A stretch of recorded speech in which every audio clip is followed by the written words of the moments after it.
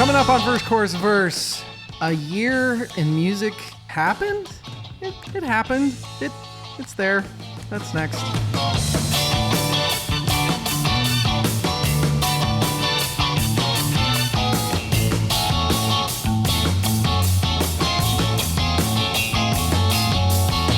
Welcome to Verse, Chorus, Verse, episode 152. I am DL.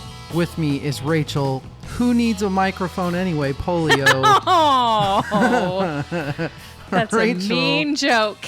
How you doing? Good. I have this microphone in front of me. Did you know microphones record sounds? You need to just practice this motion a bunch of times. Yeah. If I had a separate space for my work and my work, I get that. Then I would just leave the mic down. It just seems like it's such a big black thing right in your face that it just seems... So, funny story. You just let that sentence go right by without saying anything. When you messaged me the other day, I was at Winco grocery shopping and you said, "Oh, Rachel." And you knew immediately. And I knew immediately that I had recorded something without a microphone because I remember recording and remember thinking I looked really handsy. You know, Rachel's really handsy, just so everybody knows. She's just generally really handsy. Yes. Rachel, how's life? Good, great. A few more episodes until the finale. Are you getting ready? I'm getting jacked, like in shape, but also very excited. You know, we're not like running an obstacle course at the finale, right? There's no obstacle course this time? Nah, it's mostly just wits, Ooh. Unfortunately. Yeah, we are excited. We are getting there. This is, I think, one of 3 more episodes to record, and it's finale time. This is the first time Rachel has joined me for an entire year dissection. Yes, we are dissecting one entire year. Do these episodes suck or what? They don't suck. No, they're awesome. I love these episodes, but I am also still and was terrified and incredibly intimidated by an entire year of music. There's a massive, it's not fear of being left out, but it's fear of leaving something out. Yeah. What is that? FOLO?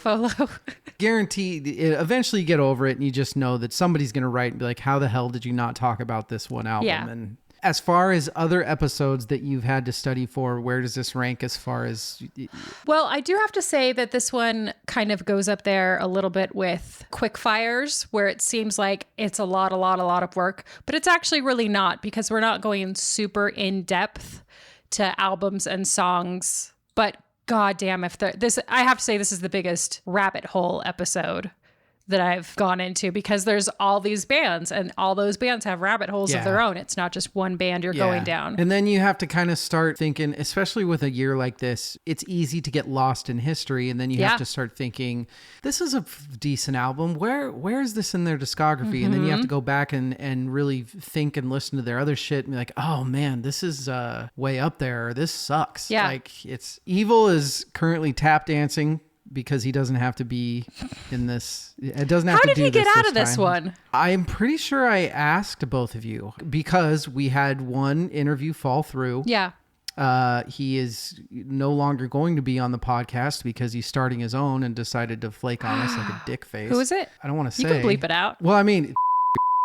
What a dick. He ghosted us the week before we were supposed to start. Oh no. Damn is what it is. Them's the breaks. Does he know how famous our podcast is and how well his podcast would do if he showed up on our podcast? So that fell through and I was like, shit, I need an episode. Yeah. Anybody want to do one? And then you, the dummy, was like, not only will I do one, but which episode would best fill out the rotation? Yeah. Well, we haven't done a year dissection we've only done 2 this year. Yeah. So you're like, sure, I'll do it. Yeah. Because you don't think about consequences in general.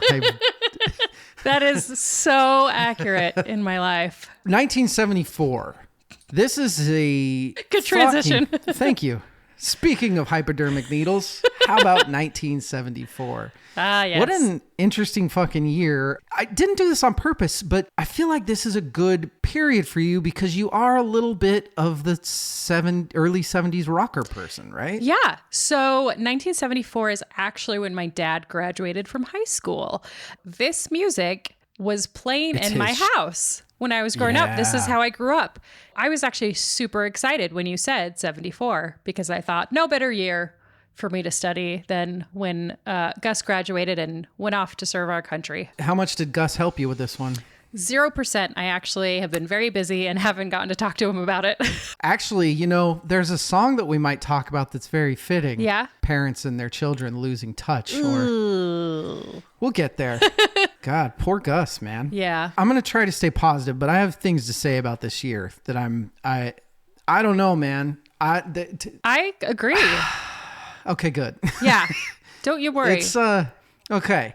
Well, we'll get to it. We got a lot to get into. Before we do, we got to talk about the most important part of the evening. This is my first day off in about 13 days of really hard work. I was going to not drink because I have to pick up my mom at the airport, but I decided But then instead, you're like, I'm getting a ride to take my mom to pick up my mom from the airport. So I'm balls deep in some sangria right now. He really is, guys. Well, I had to take a picture for Instagram tonight. Right. It's a Spanish female singer. So I thought, what better than sangria? Sangria. Equal parts Aperol, Campari, grapefruit juice, 1 bottle of wine, equal part sweet vermouth, tangerillos, and grapefruit. It's so fancy. I'm telling you, I'm a big fruit guy. So this is super high in sugar. I'm going to have a massive headache. I don't care. This is so good. Do you feel like your alcohol and mixers are taking over your house? No. Looks behind him. No, not at all. Not even a little bit. The more we hang out, the more I realize I just don't have the space for alcohol in my house anymore. Because I have everything, my house was built in 1930. So like the cupboards are small, like everything is. It surprises me that you don't have a hip little roller bar, the 50s Mad Men office roller bar thing. I am also surprised about that. Did you ever get my card for your wedding? What card? I sent you a card for a wedding present. Like a card, like greeting like card? in the mail. Yeah. That just hit me because I was thinking about your record play. So spoiler, I guess, for your wedding gift, there's like a company there that would know how to fix your record player. Really? I was going to pay for them to fix that. Oh. And then you would have a record player. But I was thinking you could do something with that and turn it into like a... So I've thought of that. It doesn't need speakers that big. So I thought of like gutting it, putting normal size speakers in there, and then using the rest of the space for either storage or for alcohol. I think though, for one of the things that we're going to do next year, I kind of like the idea of you not having a bunch of liquor ready to go. I kind of like you having to MacGyver shit in the Rachel way. I mean, here's the thing. I don't have like the mixers of drinks. Like I have tequila, gin, vodka, all of that stuff, but I don't have like vermouth. I don't have like a lot of sweeteners or... I got you. So it's always like Capri Sun. Grape drink? And... That's perfect. Okay, good. Don't change that. I'm not going We're gonna need that. Don't you worry. So yeah, I've got sangria. What do you got? I have a blue Gatorade today. I was gonna say you must have brought some Curacao, but no, you bought blue Gatorade. This is exactly what we were talking about. This is perfect. I love this. Yeah. So it's just 1800 and blue Gatorade. It's good tequila. Whatever blue is in flavor. That's a lot of tequila. I'm not gonna lie. That's so perfect. Blue Curacao, you say? No, blue Gatorade. What's a Curacao? That's gonna be perfect. We're talking about 1974. I don't even know, man. The transition of 60s into stoner 70s. Yeah. It's a weird fucking year, and we're going to get there. First, we got to take a break. We'll be right back. She's a schemer and she makes me mad, but I love her a lot. Those lonely nights I was 1974, Nixon resigns. He did. Watergate, motherfucker. Mm-hmm. First president ever to resign. What are your thoughts on that? Are you a pro Nixon? Not really. No. None of us. We weren't alive. We don't give a shit. No. Stephen King's first novel comes out. I didn't know that one. Which one was it? Carrie. That's right. I did know that. Never mind. Okay. Yeah. 1974 was Carrie, man. Mama Cass dies. One of the coolest fucking singers. I don't think we've talked about Mama Cass or the Mamas and the Papas. She was the shit. Yeah. Are you a Mamas and the Papas person? Yeah, that was one of the first compact discs that I owned. Love that. Mamas and the Papas. Yeah, I love them. I'm impressed by that. Thank you. Rumble in the Jungle. Foreman versus Ali. Baby. Ali Boumaier. Blazing Saddles and The Towering Inferno are the highest grossing movies. Could you imagine Blazing Saddles these days coming out being like a massive... You know, it's funny. There's so much access to knowledge these days that you can find shit that people say from like a couple years ago, and they're like, they have to apologize for something they did a couple months ago. Looking back on the stuff that people got away with saying, like all of like Blazing Saddles. Yeah, like the entire movie. Yeah. Godfather 2, the original Chainsaw Massacre, and of course, Young Frankenstein. I mean, just... that's gold right there. Happy Days debuted. Don't care. Don't care. That's why you missed it. Patty Hearst got kidnapped. Oh, remember that? Yes. That was a good one. Okay. The Terracotta Army got discovered. Okay. Which I don't know if you care about, but that was pretty cool. You and Evil's favorite TV show premiered, Little House on the Prairie. That premiered in 74? Yes. 74 to 82. Papa Ingalls. Yes. And the following bands formed: 38 Special, Cheap Trick, The Ramones, Blondie, and then Lindsey Buckingham and Stevie Nicks joined Fleetwood Mac. Awesome. Before we get any farther, we got to play the friendship test here. Rachel, we have to guess each other's favorite album from 1974. You get to cheat a little bit because I have 4 of them behind me. I recognize one of the album covers. It's because my dad had it. I'm going to go with Linda Ronstadt. Just because you tried to sneak it onto one of the lists. Oh, I did. I feel like you found it and were like, oh, fuck, I didn't see Linda Ronstadt. Totally forgot. That's what I'm picking. Yeah, that's a good pick. You just seem like a Linda Ronstadter. Great pick. Rachel, what about me? Okay, I picked Apostrophe. That's very good It's weird as shit, and it seems very highbrow. You have to be very fancy, but also very hipster to listen to this. Super douchey to listen to Frank Zappa. So I thought, that's David. That's my friend David. Those are good picks. We'll see if we're right. Odds are not in our favor. It's a lot to choose from. 1974, there was really, really good stuff in 1974. But there was so much more really, really bad. Yes. A lot of even the good music is just boring as fuck, man.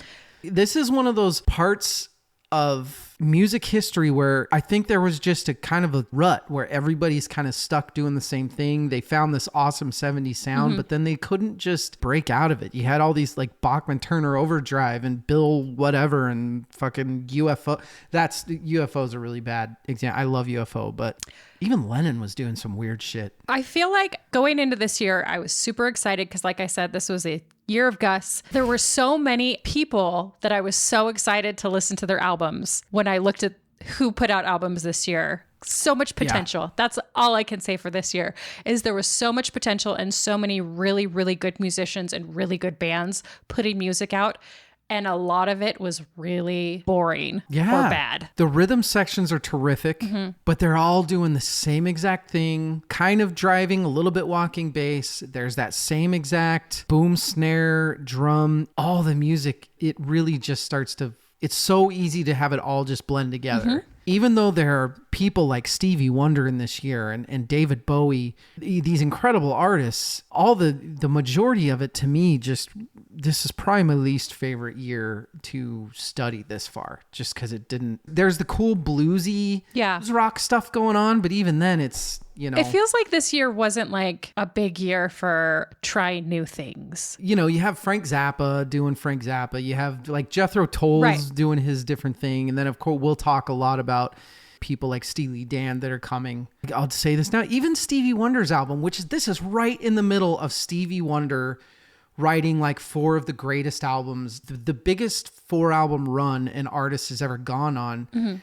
This is by far my least favorite of that run. Yeah. And I don't know, there's just, now I'm not saying that that even the good is bad this year. I'm just saying that there's a lot of not great stuff this year. Agreed. Sorry, Gus. That's okay. Is he a big Jethro Tull guy? Yes. Huge. Is he? Yeah. I love that. Number 1 hit was The Way We Were by Barbra Streisand. Right.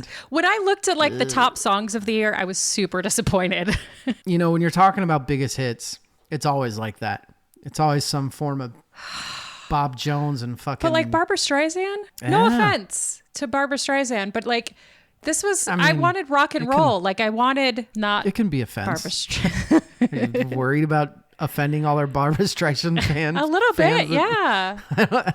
I want them to keep listening. Band on the Run had come out in 70. There's some good stuff that came out in 73. Yeah. That was still big. And I feel like that was another thing about this year is I was looking through every 74 thing I was looking through. It's all shit from 73. Yes. Like the Joker that you caught me on, which because I was just looking at like hits of 74, but the Joker was in October of 73. So that one didn't get on the list. And even though we were on the precipice, the first Kiss album this year. Right. And you had Judas Priest. This was Bad Company's first. We were on the precipice of a whole other rock thing. Right.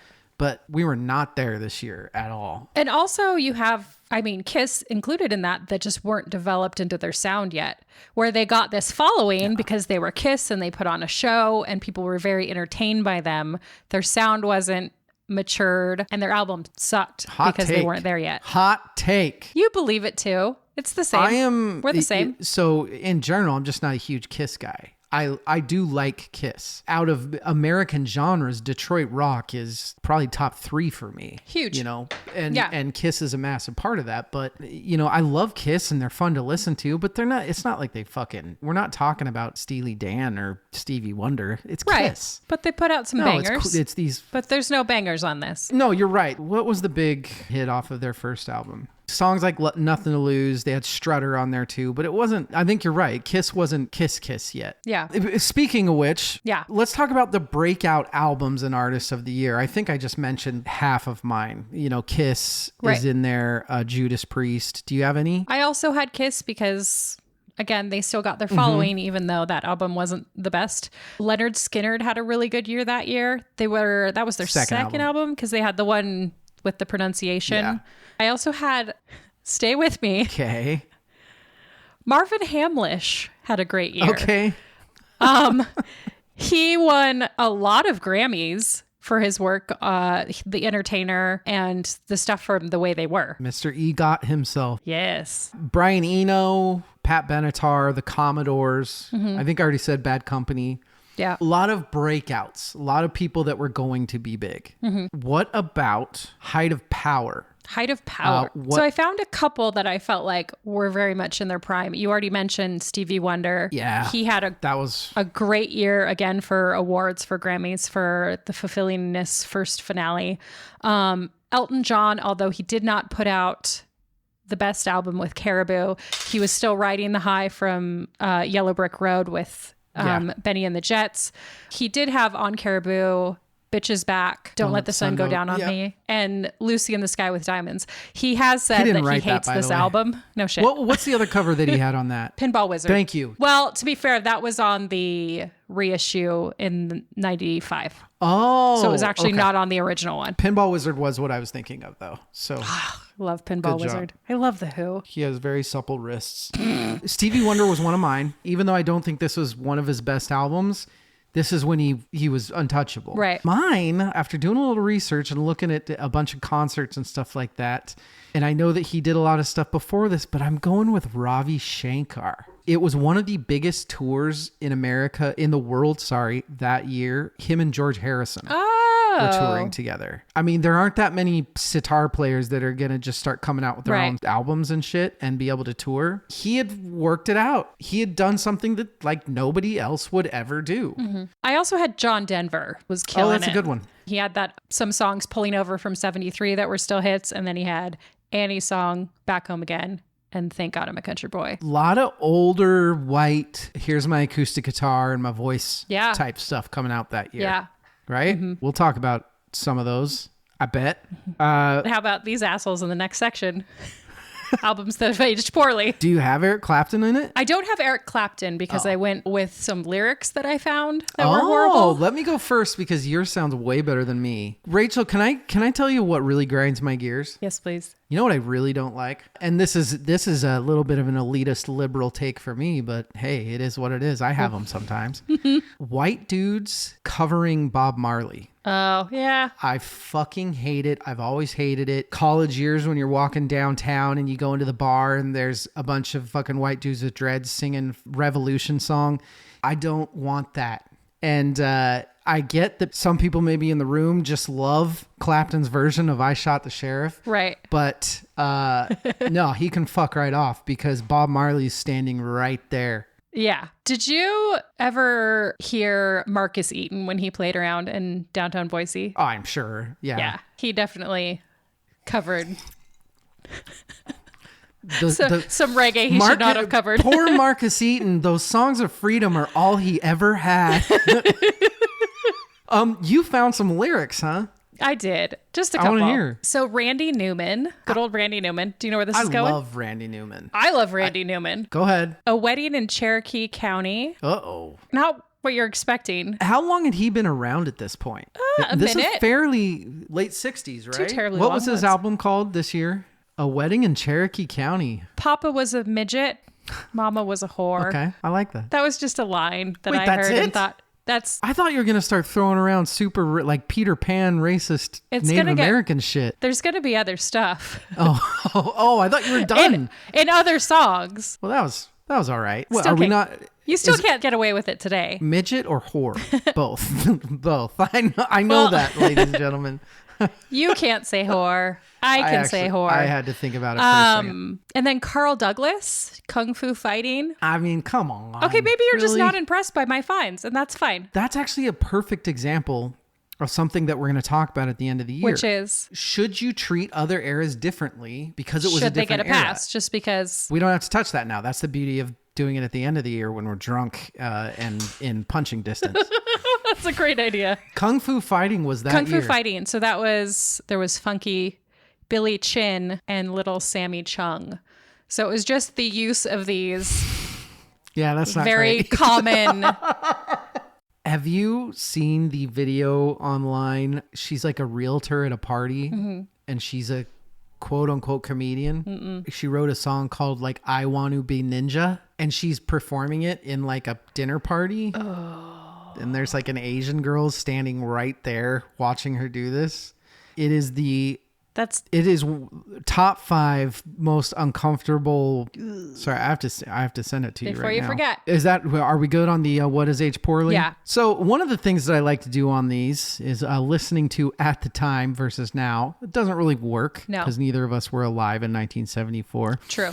So I'm more going to turn this into has your flavor changed with specific bands from this era? Are there bands that you would have never even glanced at when you were younger that now you're like, fuck, this shit is rad? No, I don't know. I think that I loved everything that I was exposed to for the most part that my dad was playing. And so I just love them more now. I did find a couple artists that I was like, this is not bad. I would listen to more of this. But there was nothing that I felt like changed from however many years it was ago that I was listening to what my dad was putting on. I think what has evolved for me is my appreciation for the production sound of the 70s. Oh my gosh. That yes. backing pianos that are always in the rock and the lighter drums. Now that everything is so pristine, there's a little static there. I've always loved bands like Earth, Wind, and Fire and the Spinners, by the way, they don't get enough accolades. The Spinners were the shit. Billy Preston, Doobie Brothers, those bands hit me way harder now that, once I passed like 35, I was like, fuck, this stuff's good. There was a lot of that I found actually mildly transitioning into the next section. Harry Nilsson, who did If Living Is Without You, Can't Live, whatever. Yeah. Did a song with John Lennon, Save the Last Dance for Me. He didn't. John Lennon produced it. You're talking about that famous Michael Bublé song? Yeah.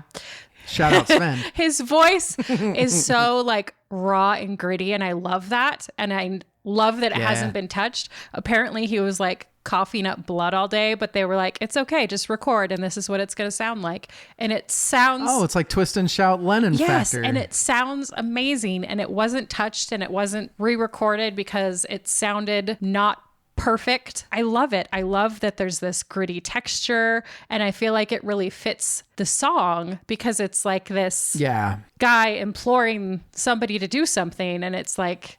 Yeah. Oh, it's so good. I like that. The next category you were talking about being hidden gems or underrated albums that may have taken indie roles back in the day.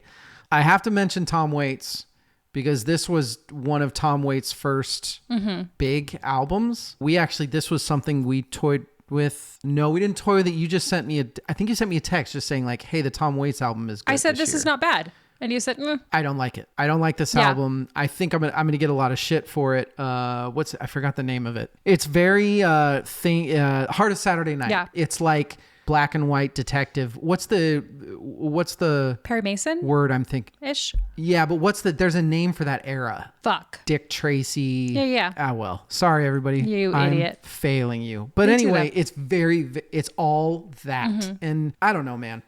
Tom Waits is cool as shit. But that album is almost like Tom Waits. Light. Here, I'm going to try to be cool. Yeah. It's like, no, Tom Waits is cool because he's just him. I'm sure I'm wrong. I liked it, but I can understand how you would find it a little boring and uninspired. Yeah, it's not Tom Waits is weird, man. Maybe that's why I was okay with it, is because it wasn't like the normal, like, I wasn't terrified. Tom Waits doing cool jazz. Yeah. And then I also want to shout out a band that never gets recognition that should, and that is the band UFO. Yeah. Nobody talks about UFO. They're spectacular. And they came out with an album this year. I thought you had like a UFO album hidden. I was like, are you listening to UFO? What is that? No, you're just knocking over pictures. You'll be all right. Nobody's watching. Fine. Was there an album everywhere while you were researching that you hadn't heard that you're like, oh shit, this is cool? Or my God, I had no idea this existed. Rewind just for a second, though. Another album. Oh, sorry. Underrated, or albums that took indie roles, but underrated, certainly at the time, one of your favorites. I Want to See the Bright Lights Tonight, which got nobody listened no to that. accolades. Nobody fucking cared. And it was just a complete commercial failure. You covered that on the Rolling Stone thing this year, didn't you? I absolutely did. And I was bored as fuck the first time I listened to it. And then I covered it, probably didn't talk very nicely about it. And after listening to it like 8 more times during this, I feel like an asshole. Oh, no. I got to start putting more thought into what I give you. Yeah. Just be like, you have to listen to this album at least 5 times. You have to try to like the album that you're going to talk about. I feel like you like it better when I shit on stuff, though. Yola Tango was exactly what I was.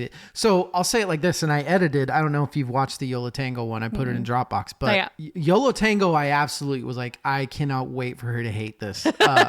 But I'll tell you honestly, I thought you were going to love LCD Sound System. Really? I thought you were going to love it. I was like, holy fuck. It was she whatever. hates this shit. It was fine. It's like fucking cowbell dance music, man.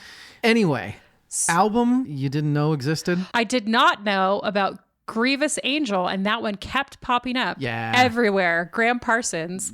And I listened to it, and it kind of slapped. There's a lot in there, and I was really into it. And I don't know how I had not run into that ever in all of my years. And that's a lot of 1974 shit. Yeah. The kind of country rock. Yeah. Like not country, but Southern rock. I don't know. It did have like a little John Denver-y vibe at the top of it. But as it got into it, it went into very classic rock and then kind of transitioned back into like a little bit of a country feel. I will say for me, I did not realize how good King Crimson's album from this year was. They came out with an album called Red this year. And, you know, everybody talks about the one with 21st Century Schizoid Man. But this one is a lot darker. It's heavier. It's fucking cool. I like it. I had no idea. It's still weird. It's still King Crimson. And it's like very hard and challenging to get into. I don't know if I'm almost too old or something. But I'll tell you the other one that's a very obvious one that I didn't realize how good it truly was. And we'll talk about this more later, but Court and Spark by Joni Mitchell. Yeah. You know, everybody talks about the Blue album, the 80s one that I can't think of off the top of my head, but this album is it's so good. It really is. Do you have, Rachel, a theme song from this year? Okay, so the one that I felt I would like to apply to my life, I guess, was, and not because I'm a bad mother, but Cats in the Cradle, because I feel like we get so caught up in our lives, we forget that we're trying to raise another human being and you need to pay attention to them.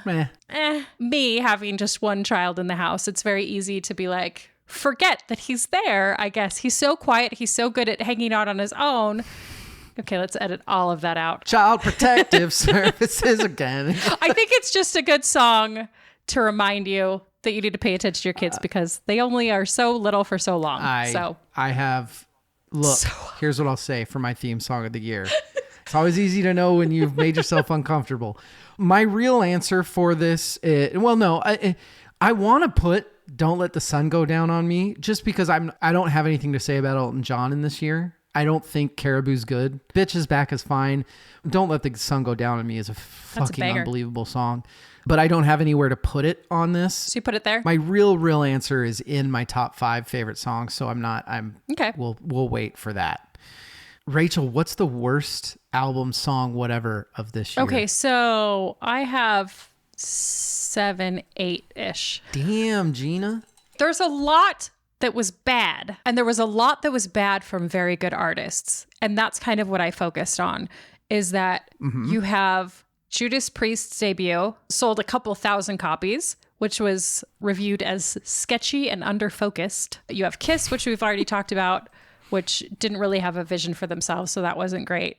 Rush also, debut album. Rush didn't have Neil Peart. They didn't evolve into what the band would be yet. George Harrison's Dark Horse, not great. Worst reviews of his year, called Disastrous, Shoddy, Chronicle Performer, out of his element, working to a deadline, overtaxed. Just horrible reviews on that.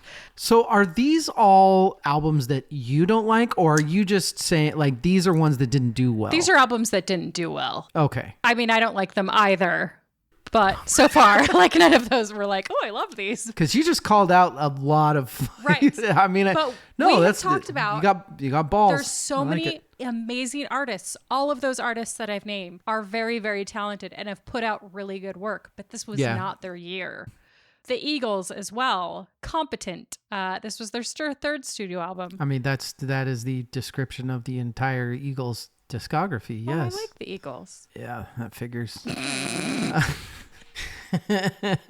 Also Elton John. That was bad. Caribou's not a good album. Why are you making me feel so anxious? I don't know. I think your answers are good. Good, like good content, or good like. No, I disagree with some of that, but there's. How do you disagree? What do you disagree with? You're gonna find out. Okay. I don't want to spoil anything. That's fair.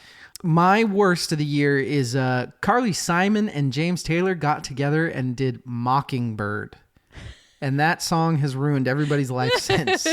That's the right answer, everyone. That relationship brought great songs, though. And guess what? Not that song. Guess what, Rachel? What?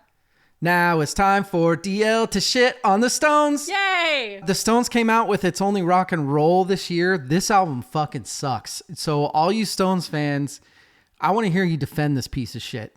And I'm going to tell you, we've done a lot of years so far. And yeah, there's a couple really good ones that we've done. We did the year that, we've done a couple years where Stones had really good albums. But every other year, they've had an album and it sucked. So It's Only Rock and Roll. Defend it. Yeah. People. I'm waiting. It was also on my list. I just didn't have a good explanation for why it sucked. I just put that because it's not a good album. I mean, you Stones fans, I'm telling you, I'm giving them chances and they just keep giving ammo to, like, it's this album is not good. Right. There we go. I think that's 1974 for us before we start doing our rankings. Mm-hmm. There's other stuff that I got to talk about. UFO, that's great. There's a couple other ones I'm not sure we'll bring up. You know what one that you and I haven't talked about in our ramblings of rankings and things like that I did want to bring up and get your thoughts on? Are you an Aerosmith fan? So I don't think so. I think they fall into, I like them a little bit more than Kiss, and where I can see their talent, but I'm not like, I'm going to go buy an Aerosmith album right now. But I do think that they had their moment and they were very talented. This was not their moment. This was not their year. I like your comparison to Kiss. I think Aerosmith is 20 times more talented than Kiss. Oh, 100%. They're much better, but they fall into the same like novelty band to where it's not something that I'm going to turn off necessarily, but it's not something that I'm going to turn on. Fucking Steven Tyler made them that. Oh, and 100%. It's unfortunate because, like this album, I think the album that Aerosmith did this year it's a good album. It's a lot to that bluesy, more southern. Mm-hmm. Perry's fucking ripping it. Right. I think there is something for me and many other people, and it sounds like including you, that Steven Tyler has just kind of fucked everything. And literally and figuratively. Because I was a huge 90s Aerosmith guy. Like, Pump is one of my favorite albums ever. I fucking love Pump. And Permanent Vacation is so good. But then all of a sudden you get into the Armageddon crying amaze of crazy shit. And it kind of fucking tarnishes the good that they did in the early 70s. Yeah. Sorry. I know there's got to be big Aerosmith fans that listen to this. Oh, I think I'm sure. I know. So sorry, guys. Just kind of a sidebar about Steven Tyler. It was interesting listening to this because there's not a ton of, because I started listening to Aerosmith in the 90s when all that stuff that you hate was coming out. Yeah. It was interesting to hear his voice in 74 in the old stuff versus 94. Yes. There's not the years of wear and tear on it. So it's an interesting but it's version still, of his voice. It's still fucking but it's still raw. him. Like, yeah. This is what's weird is and I think the reason I like this album is because it does vamp up to next year's album, which we aren't going to talk about here, but the next year, obviously everybody here, fucking Toys in the Attic by Aerosmith, it's Toys in the Attic. Right. But this one is, it has Train Keeps A-Rolling and stuff like that, but yeah, I just wanted to hear your take on Aerosmith because I don't think we've ever talked about him. Yeah. Good, we did it. Hey, let's go into some rankings. We're going to take a break. We'll be right back.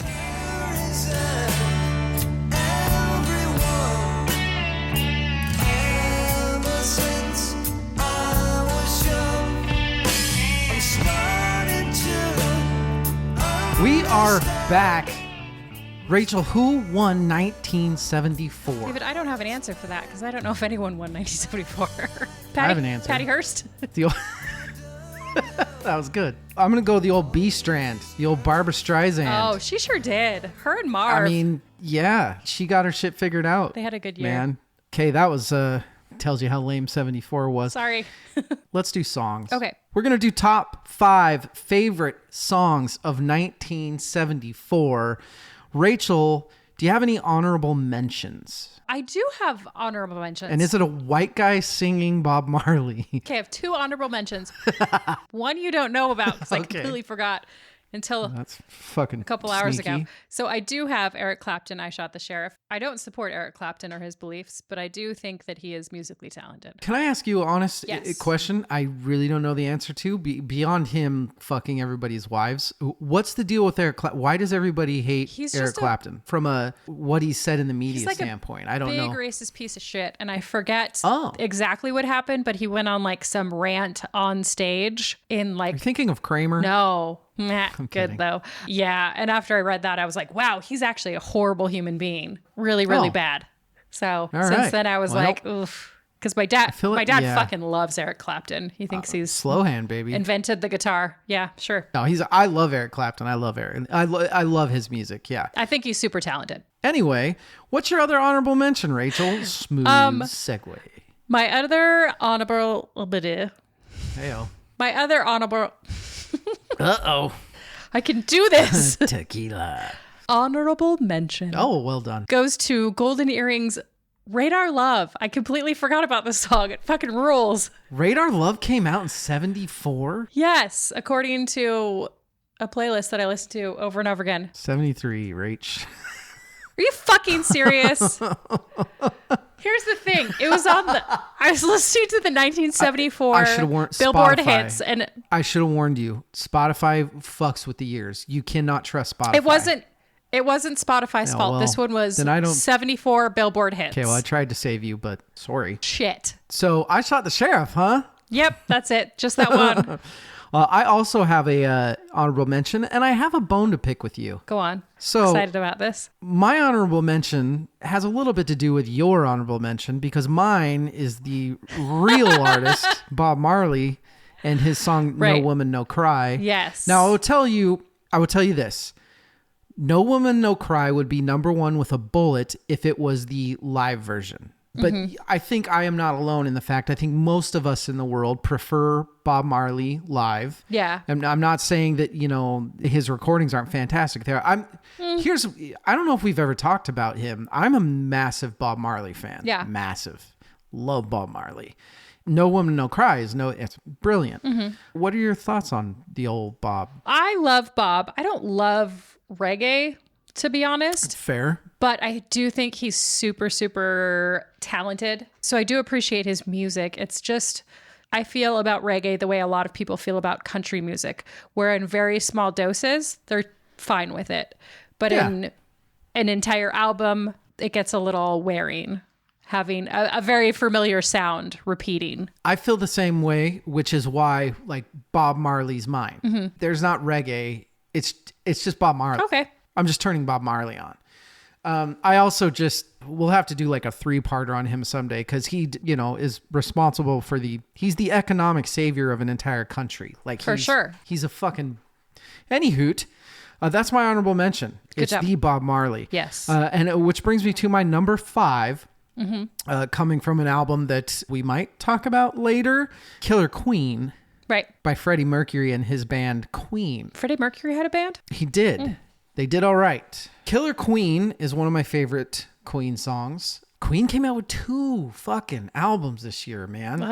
And I guess we can talk about this now because the way that we do this, at the end of this, we are going to name our collective top 10 albums of 1974. Right. And the way that starts is we each give our own 10 and then we go from there. Yeah.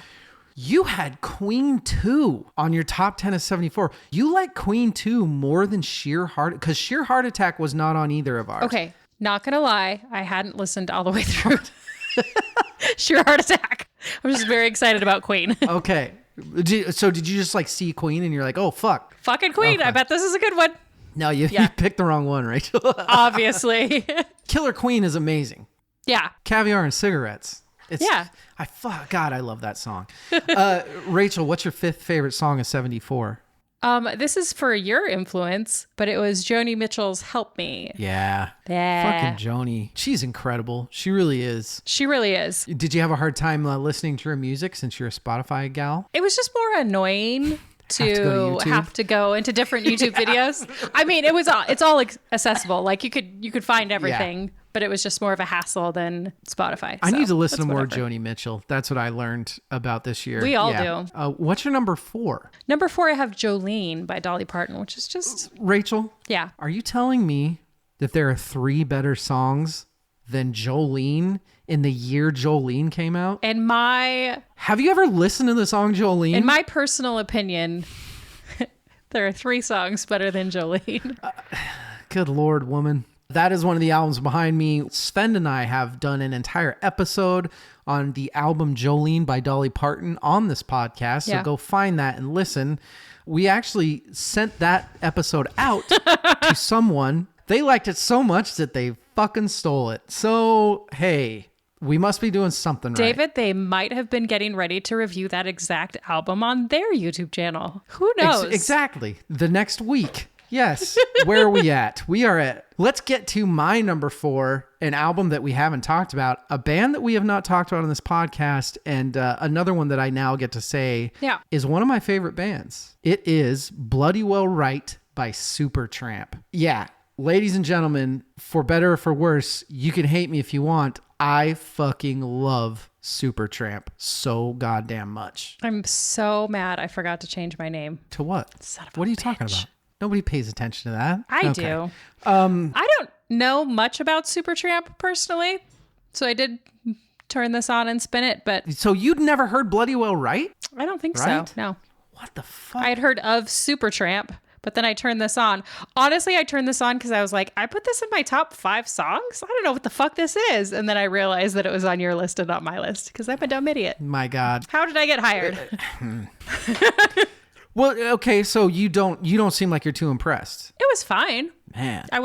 Rough crowd. Ugh. Yeah, sorry. It's just hard stuff to hear. I'm sorry. You don't like the work at the beginning of that? Bloody Well Right is, God, listeners, can you help? Can you throw me a bone? Can you write me? Can you tell me, fuck yes, go Supertramp? I'm not saying that Crime of the Century is the best fucking album of 74, but goddamn, Bloody Well Right is such a good fucking song. Leading me into my number 3 favorite song, 1974, and I'm going to continue on the conversation that I was having with Rachel.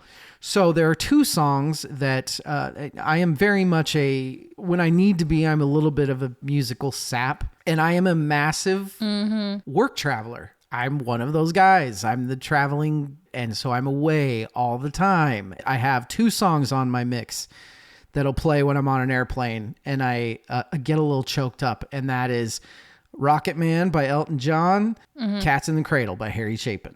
I am away all the fucking time. My daughter had this massive gymnastics showcase that she'd been working on for like half a year last week, and I had to miss it. Having to tell the kid that you're going to miss it. And that it's like, you can't explain how broken hearted you are when you have to do that shit. This song is so fucking good at getting the whole point across of people doing what they're doing. And you have to, because you know, people need money to live. Yeah. It's part of life. That song, man, rips you apart. Sure does. Even if you live at home and you just leave your kid in the corner because they're so quiet, like Rachel. Oh, hey, you're there. Hey, buddy. Rachel, what's your third favorite song of 1974? Third favorite song is Black Water by the Doobie Brothers. So good. That's such a good song. So good. This is one of the songs that was on repeat at my house when I was a kid. And so I fell in love early on with this. I mean, I don't even have to ask. Your dad must have been a massive Doobie Brothers fan. Huge. These next three are just Gus Polio. Gus all the is way a up. huge Doobie Brothers fan. Don't do that. He walked in, he said, I'm a huge Doobie Brothers fan. It's every time now I have to. I don't like it. Yeah, that's an easy one. But what about your number? What about your number two? Already Gone, the Eagles. Okay. Another classic that was played and pounded into my head. That's a fabulous song. Is your dad a big Don Henley guy or a big Eagles guy? Or both? That's a great question for Gus. Okay. I want to say the Eagles. You're going to have to ask him for us. I want to know. Yeah. I want to know if Gus is more Don Henley, more Eagles, or just, hey, man, I love both of them. Write us in, Gus. Yeah, Let us know. Send me a DM, Gus. Let me know what you think. Yeah, I know it's an easy dig since Big Lebowski, but I'm really not a big Eagles guy. They have great songs. They have Hotel California is a masterpiece. And what's their one other song I like? I'm trying to think. Aww. Yeah, that's about it. Take It Easy. What? Witchy Woman. Desperado. Yeah, fuck no. Best of My Love. No, No? man. Like maybe Witchy Woman, but Take no, It Easy, though? It's just... Take It Easy. Fuck No? no. Okay. I can't dig on it, man. No, not one more time. None more times. One of These Nights? No. Oh my gosh. Why do you hate the Eagles? They are a good band. They have good production, good backing, great musicians. It's just... Okay, you can hate them. That's fine. I don't know what to compare it to today. It's like too polished stuff. That's It's fair. Like, let's go to my number two. Let's. I already talked about this band in my favorites, but these two songs are so fucking good that I had to do it. My number two is School by Supertramp. The opening track from Crime of the Century. The song is goddamn amazing. It starts, it's a little slow, and then you get into that build to that huge piano breakdown. Oh my God, that song is fucking good. They have a couple of way better albums than this one, but the first two songs on Crime of the Century are just beasts. That's my number two. On to my number one. It should be Rachel's too. It is Jolene by Dolly Parton. It's one of the greatest songs ever written, and anyone that says otherwise should be boiled in their own pudding. Rachel, what about you? What's left? I chose You Can Close Your Eyes by Linda Ronstadt. All of Heart Like a Wheel is the best there is. Every song is amazing. There's no skips. Banger, banger, banger. 10 out of 10. I feel like I'm revealing too much, but No, it's totally not boring. it's at not all. boring at all. Linda Ronstadt rules, and that album slaps. Linda Ronstadt does rule. That's true. Heart Like a Wheel is a great album. I'm missing the boat on You Can Close Your Eyes. That's fine. I don't get it, but chicks be crazy. Let's do the 5 favorite albums now. Our 5 favorite albums. Yes. Favorite, not best. Right. This is Rachel, do you have any honorable mentions? No, I didn't have any honorable mentions. Look at you. I do. Okay. Natty Dread. Right. Like I said, Bob Marley fan here. Love it. I'm very hurt by the fact that I mean, that's probably a top 3 Marley album, and it's not on our top 10 best. But Sorry. like I said, Marley is a live guy, man. And then my other honorable mention, you already said it as thinking it would be my favorite. It is Apostrophe by Frank Zappa. It is one of my 2 favorite Frank Zappa albums. I do love that album. I think it's spectacular. It's a great album. But it's only my honorable mention, which leads me to my number 5 of 1974, Rags to Rufus I had a feeling. by Rufus and Shaka Khan. Yep. This is primo, something different funk soul from 1974. There was some good soul funk going on in the early 70s, but this is primo shit for me.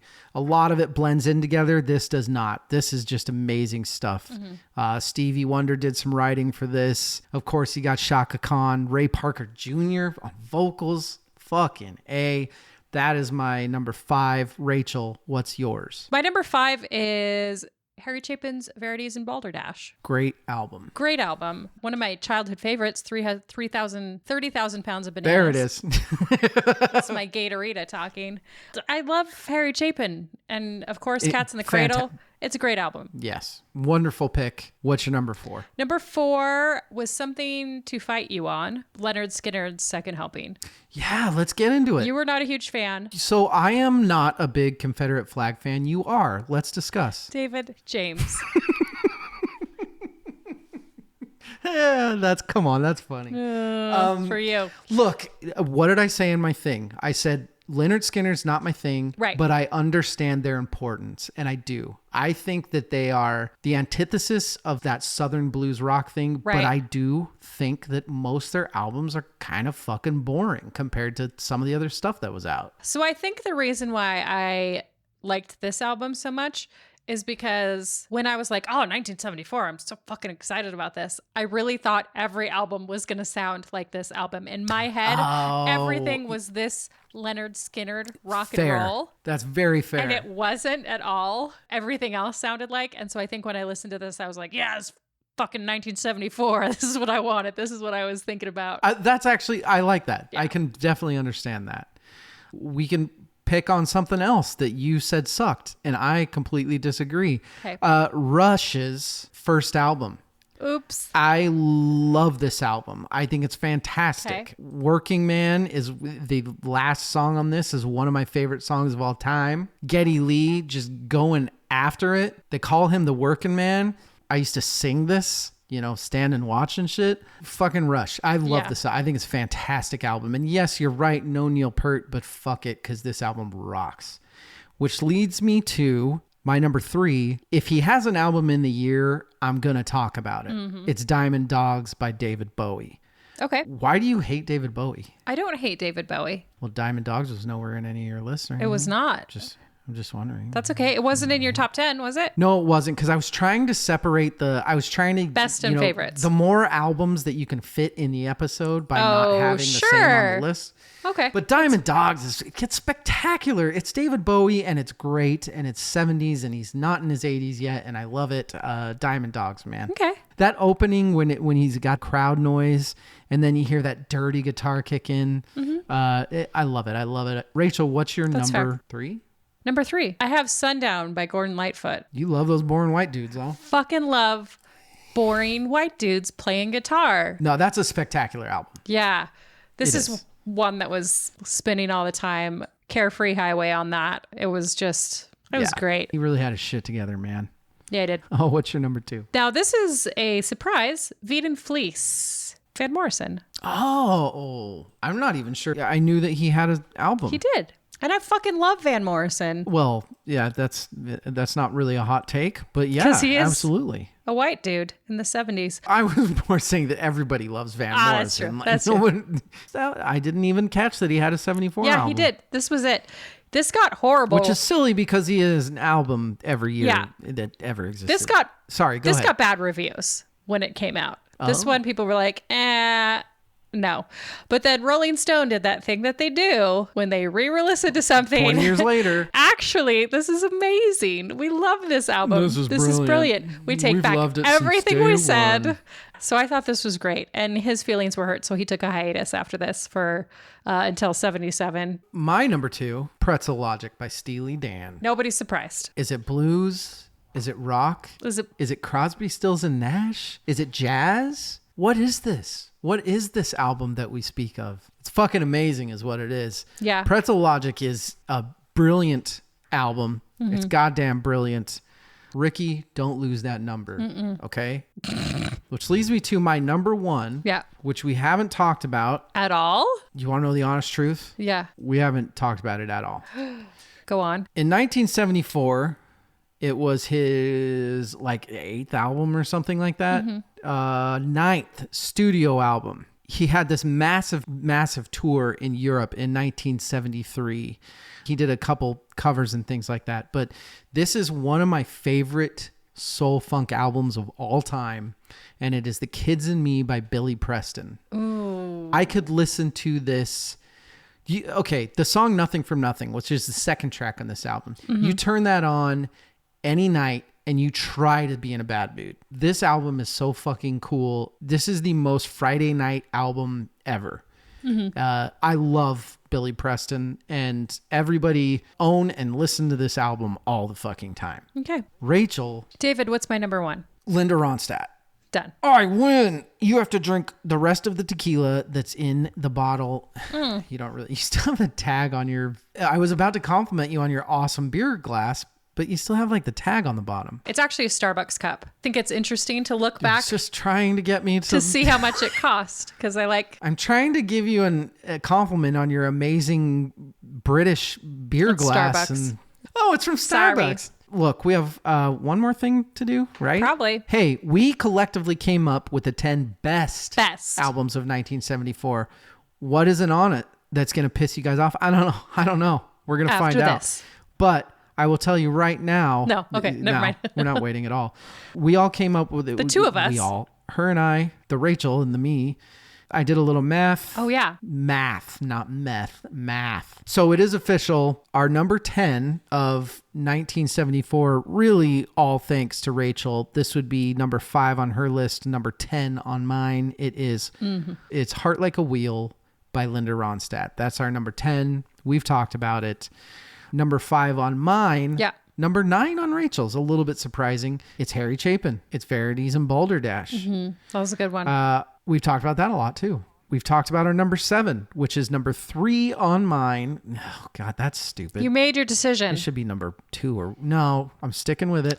10 on yours. I feel like I need to listen to that and more. It's Pretzel Logic by Steely Dan. And then I think my number order would change. I would say go. There was a lot to listen to. You got your tequila, which leads us to, it's weird. It's weird getting to number 6. 7. Sorry, number 7, which was 6 on one of ours, 7 on one of ours. So pretty even split.